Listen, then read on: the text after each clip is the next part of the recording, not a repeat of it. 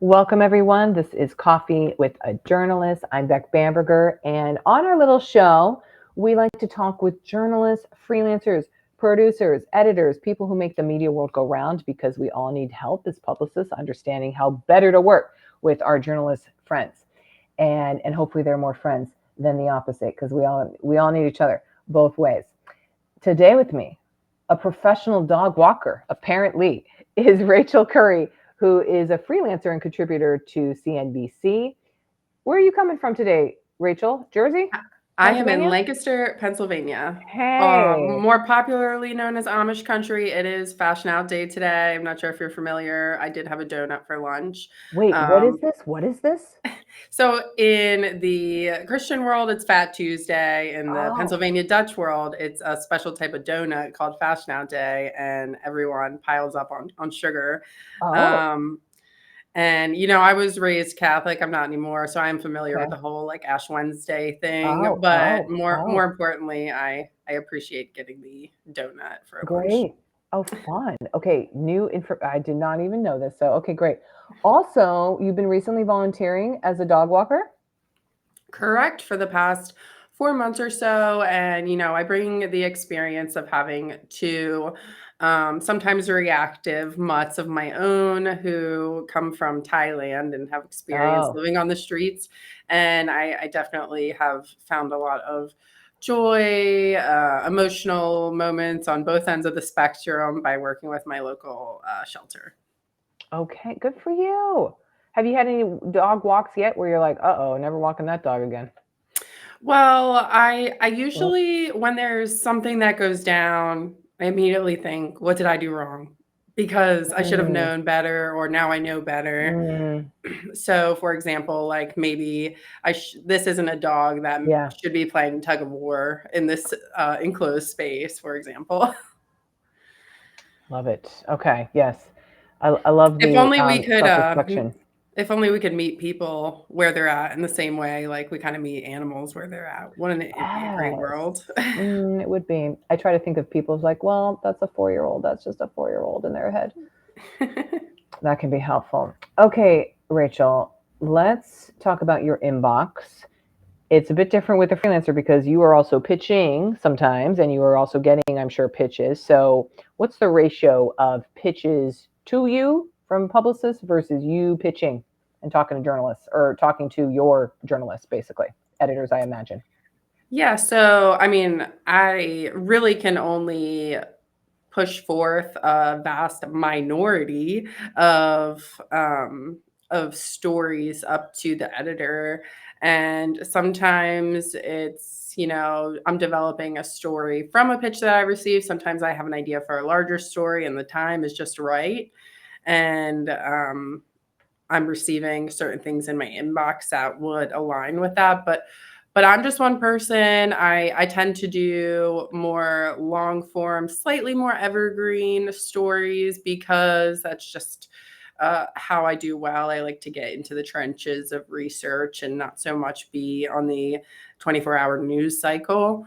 It's kind of hard nowadays because everything's moving so fast. But Gosh. yeah, I'm getting a lot of stuff that I am not necessarily able to use, but I do appreciate the perspectives of what I can look at and read.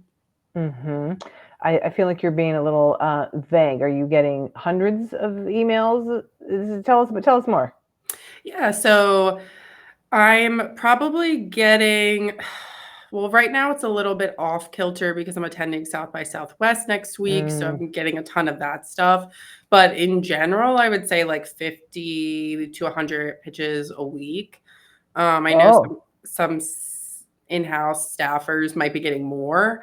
But yeah, I feel like I'm getting a lot that I just have to file into like my big folder to look at later if it's not relevant for a story I'm working on at the moment.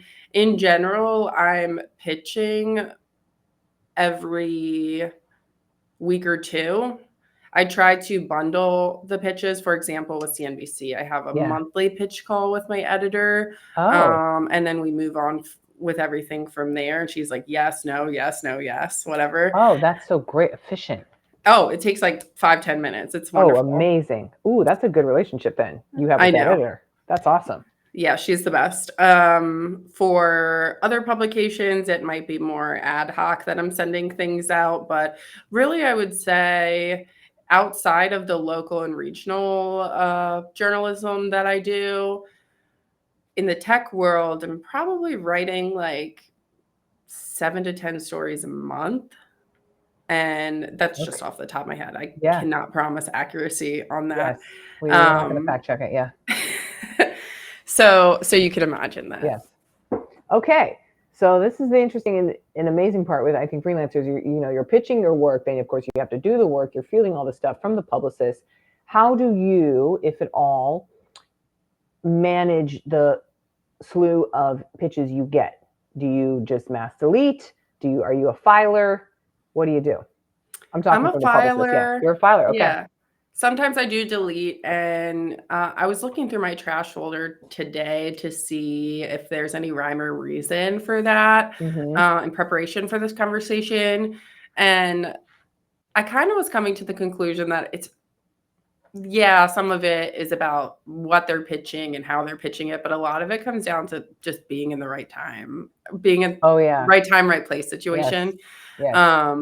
Which must be a very hard job. I can only imagine having to be on all the time, like a realtor or something. Yes. And and I do feel for that, but yeah, I generally have a one folder that I file it all into that allows me to reference later. I'm starting to think I need to work on that system because it worked for me in the past, and now as my career is expanding a little bit, it might not be the best moving forward. So yeah, as I looked through that folder as well today, I'm thinking I might need to reassess. Okay. Aren't we always reassessing how we're And I dealing will with this say, blog? Yes, tell us. today I realized that I had filed an email that I did take note of and wanted to use for a story that I have coming up later this month. I never responded. So I'm responding to her about like 4 weeks after she sent it. And I said, I hope that this source is still available because I put it in my folder for the story. And they got back to me right away. Okay. That was going to be my next question. Did they respond right away? Because one of the pet peeves I hear is people go like, yeah, so then I did respond. And then what? You're emailing me back 4 days later? No, story's already filed. So, okay. Shout out to this publicist. Like you got an immediate response and they got it connected or what? Yeah, they're working on getting it connected. I have not responded back to them since then, but it's moving. Things are moving. I love it. Okay. Tell us a little bit, Rachel, you mentioned you put pitching to your, editors and so forth. Walk us through or tell us a little bit about how you pitch. How does that look? Yeah, so I might get an idea from just what's going on in the world or an interesting fact that I encounter or statistic or technological advancement and build a story around that. I might build a story based on an expert that I have available in my inbox who has a particularly interesting take and build on that. Ultimately, I'm thinking about building stories that resonate with something that's going on in the cultural, political zeitgeist of some kind, has some sort of problem and then solution, hopefully. So that way we're not just harping on one side or the other. It's hopefully providing a more balanced, nuanced take there. And whether I have the sources or I need to go get some additional sources, I do try to build a story around different viewpoints. For example, I just wrote a story on how, and this still has yet to go live. I'm not sure if it will be live by the time this is out, but on how the artificial intelligence advancements around education could potentially fill gaps despite defunding at the federal level for the Department of Education. And you can only imagine the varying perspectives on that. And obviously we all have the same goal, which is bringing children up in hopefully healthy and healthy environments that can propel them towards success. But what that may look like is different for different people. And as someone with my own perspectives, I have to put that aside to talk to certain people, but also make sure I'm asking everyone questions that could, um, uh, poke holes in their story. Yeah. How have things shifted for you, would you say, Rachel, since new administration, on just like toggling between, okay, this is maybe how I really feel, this is the disaster that's going on, but I need to stay curious with the source. Like, has that confronted you in these last couple months? It sounds like you're Yes. alluding to it. Okay. It's confronted me.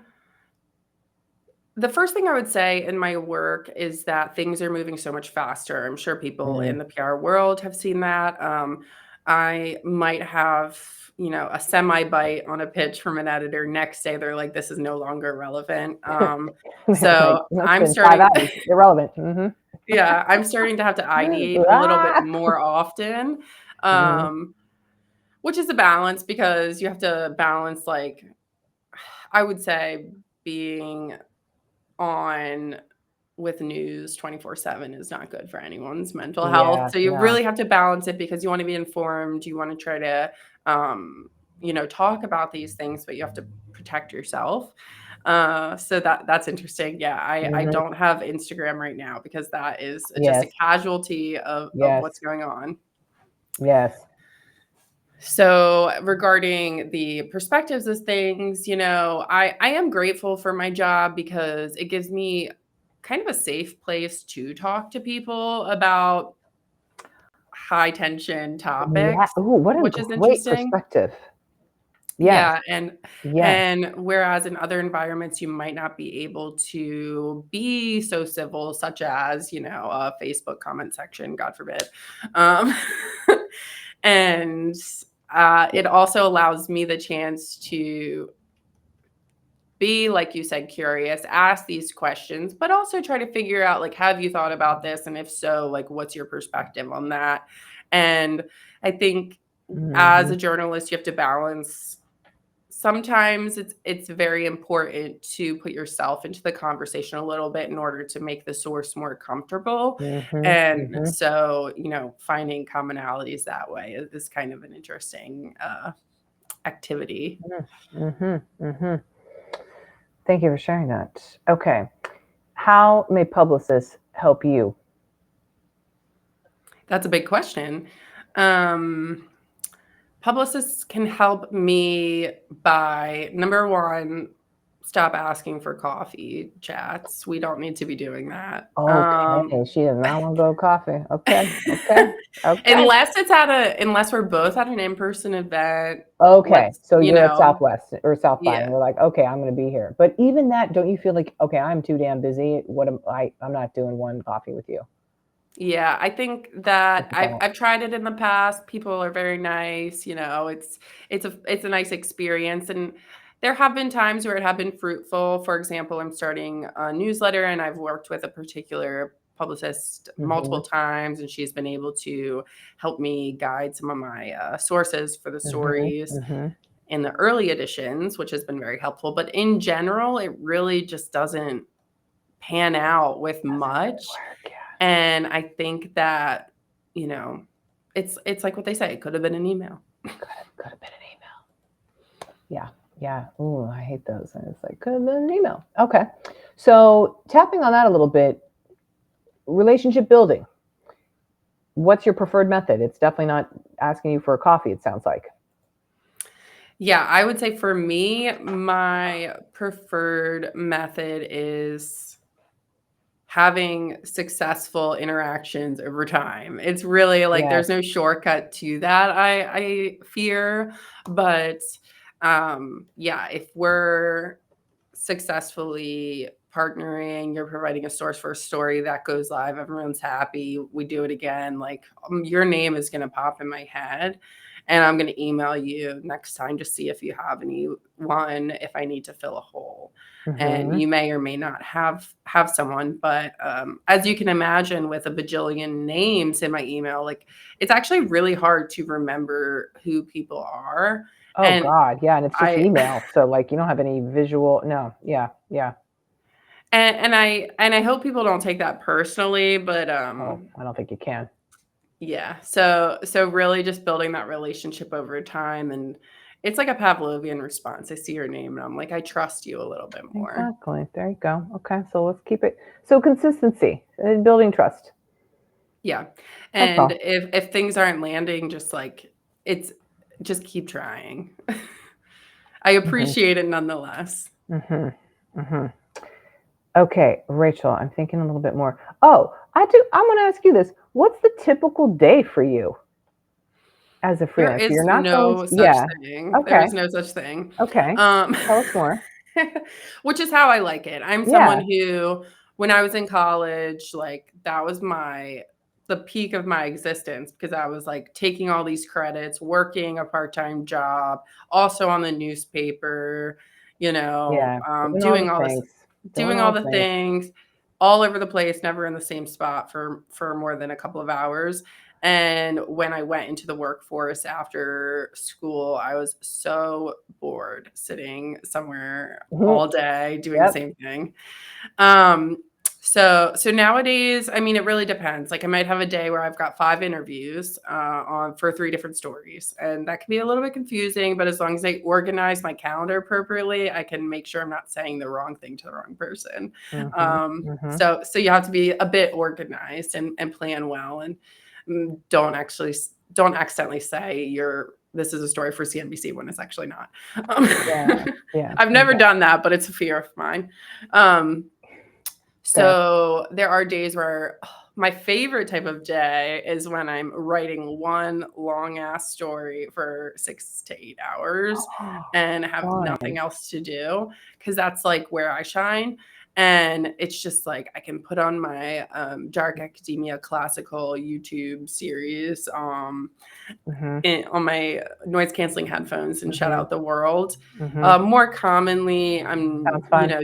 spending half a day writing, half a day doing other tasks like contacting sources, preparing interview questions, transcribing interviews is big. Hmm. Um, And all by kinds of the stuff. way, you don't use AI for that? You like to transcribe it, or tell us more? I use Otter, Okay, but yeah. it's not perfect. It's just like you still need to go through everything and it trims down the time, but you still need to go through it manually for sure. Got you. Okay. Excellent. It's good to know. I know, like manually, it also helps it sink in if you ask me, because then you're like, oh, this point, that point, connect the dots, and so forth. Yeah, and yeah, for the most part, it's just like revising whatever they think was said to what was actually said. Maybe it's the accent of the person, maybe it's just like the audio quality, maybe it's the fact that they're talking about the Susquehanna River, which is where I live near, Yeah. and transcription services don't really know what the hell that means. Yeah. Exactly. But you're Exactly. right. I like to do it and then shortly thereafter write the story because it just reminds me of everything we talked about. Mm. Mm-hmm. I like it. Okay, Rachel, we have a rapid fire question set. If you're ready for it, shall we All do it? right. Let's do it. Phone or video interview? Video. Why Unless I'm video? really tired. Okay, why video? Why video? So I prefer video because it just allows you to understand the source a little bit more, and that helps you build a better connection with them, gain their trust, and then you can ultimately have a more candid interview with better quotes. When people are comfortable with you, that tends to be the case. Sometimes I like phone. Usually it's when I'm fed up with the videos I've done that week and I just don't really feel like doing it. So I Yep, guess it's a little bit selfish. yep. I hear you on that. Okay, bullet points or paragraphs in a pitch? Bullet points for sure. Yeah. And if there are paragraphs, like definitely take advantage of the bold formatting because it's very helpful. Mm-hmm. Maybe both. Maybe both. Short or long pitches? I would say short then. Short pitches Yeah. with additional information as needed after the signature is super helpful Okay. because I can choose Yes. to look further if I Yes. need to. Images attached or Dropbox zip file? Oh, Dropbox, because I think it's just easier for me to add it to a different tab and like look at it Okay. after. Okay. That's an unusual answer. Okay. Email or a DM somewhere, somehow to whatever it is. Well, you're on Instagram, Emails, as we just discussed. So, yeah. Emails, email. most likely. I am on LinkedIn, so I'll accept them there. For the love of God, do not text or call me. And that has happened. We haven't heard of "For the Love of God" for a while on this show, so let's make sure, Katrina, make sure we call that one out. That's fun. For the love of God, for Rachel Curry, no calls or texts. Thank you very much. Love it. Okay. Follow up, one follow up or multiple? One follow-up is plenty, unless we've already communicated a little and I said I'll get back to you, which I do a lot. Like I'm putting a pin in it and saying I'll be in touch once I get this moving. Yes. Direct or creative subject lines? Direct, because I think you could do creative, but to do that, you really have to put yourself in the journalist mindset and really the editor's mindset, Yeah. because most journalists are not writing headlines. And if you want to make like a really headline-esque subject line, that would be cool because that makes it easier for me to pitch to my editor. However, that's really hard, even for me. So I would just go with direct. And press release or media kit? Media kit, I would say. Press releases can be fine. They're just so long. So usually I just file them for reference later if I need it for a story. A time that you usually read pitches? Oh, I'm not a good person to ask this question because I You're I like said all the time. earlier. Yeah. Yeah. All the time. Unless you're in that All the time real or deep. none of the time. Or none of So the time. there's no in between. There you go. Okay. And then any sources you're looking for, particularly right now? Yeah, so I'm working on gathering 1 to 2 extra sources right now for a story later this month. So it's got a couple weeks until I need to figure that out. Particularly around green energy, green technology that enables energy, specifically thinking of, again, the current political climate, the current cultural climate, how the industry might change in the future, but also how advancements in technology are creating heightened demands for the grid. So I would love to speak to someone in the renewable energy space on how they're preparing for that future. Okay, publicists, you heard it here. Excellent. Rachel, is there anything that we could do to celebrate, promote, tout your stuff? Oh, yeah. So I have a newsletter I launched it a few months ago, and it's called Acronym. It's kind of an ironic title that plays on the TLAs or 3-letter acronyms that corporate is known for.